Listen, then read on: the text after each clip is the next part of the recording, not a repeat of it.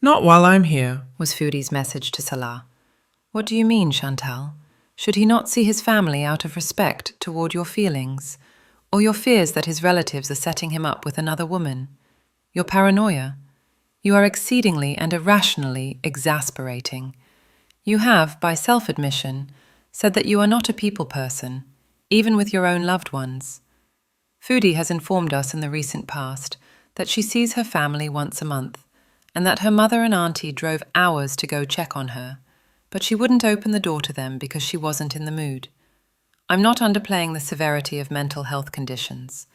I'm pretty sure that what I've just mentioned, though, points toward a person with NPD or sociopathy. If you love someone and care about them deeply, you want to know that they're well. You want to be in touch with close family members daily, at least in certain cultures like those of Southeastern Europe, Asia, and the Middle East. Narcissists don't have any emotions for their own children and parents, so they really couldn't care less, and they don't understand this need to be in touch with people you love, to have them in your life every day. She knows nothing about a sense of community. She can't process it because she is completely detached to everything and everyone. Chantal questions audiences who characterize her as immature. How am I immature? She challenges.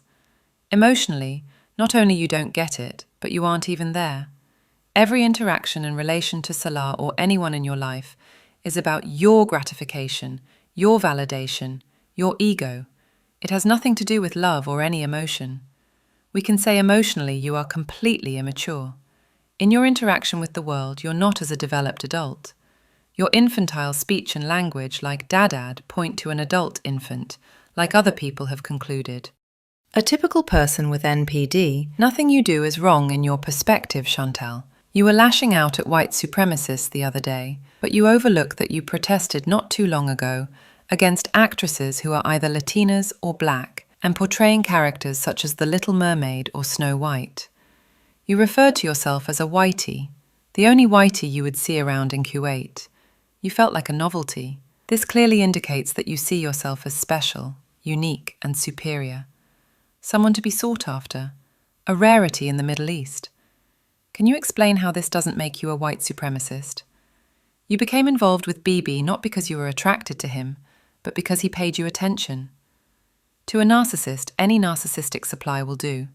You admitted this yourself. You weren't into him when you first met him.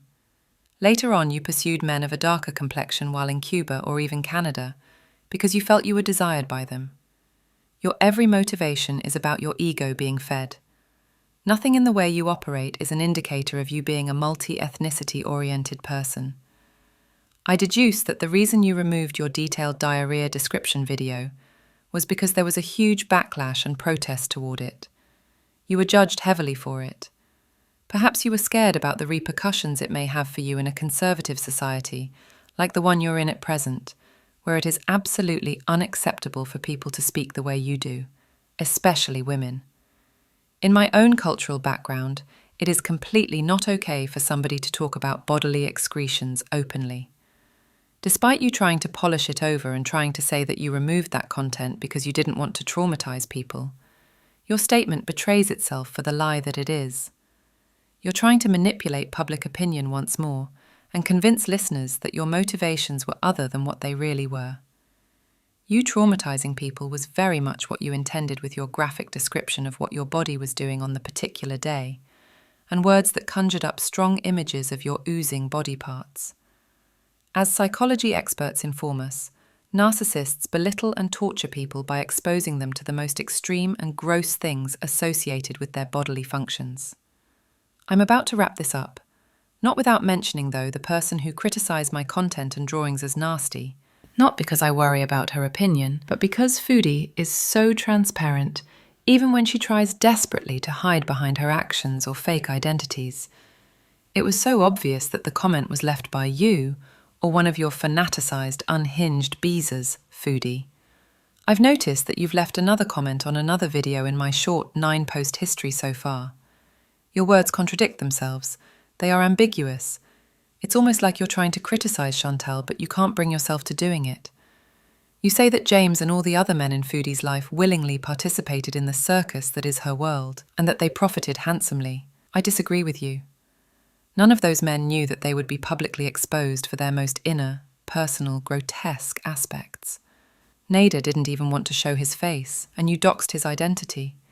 You spoke about his STDs and described his appendages that were diseased. You humiliated your own husband by publicly exposing his twisted fetishes. You used James's name to get a property lease because you couldn't do that in your own name. You maxed out his credit card. You dumped him during his time of mourning and even mocked him so you could go for an all-nighter sex tryst to your alleged abuser's home. You have rubbed it in Pete's face multiple times during live streams about how much you have helped him financially. You have degraded him and emasculated him by doing so. You have lured him with promises of living with him on an indefinite basis, away from his rental room. Then you terminated your tenancy with him so you can go and be with a stranger halfway across the globe 2 days after you met him. The only reason James remains loyal to you is because he's trauma bonded with you after all the mental and emotional abuse you have put him through over the years. You were willing to kill your cat so you could get a bit of jiggy-jig and a bit of narcissistic supply. No animal or human who has come in contact with you has been better off for it. Their lives were completely destroyed. You have chased your husband out of Kuwait because of your inappropriate public speech and behaviour, activity that is completely illegal in a conservative society like the one of Kuwait. So this man must now live in a politically and economically destroyed place. And while he's there, you won't even allow him to enjoy the little that he has left, his connection to his family, a strong part of his upbringing and traditions. Then you dare to talk about him respecting you. You are the only one who has completely disrespected him every day of your being there with him. Which part of this hideous equation don't you understand? Thanks for tuning in, everyone. Take care.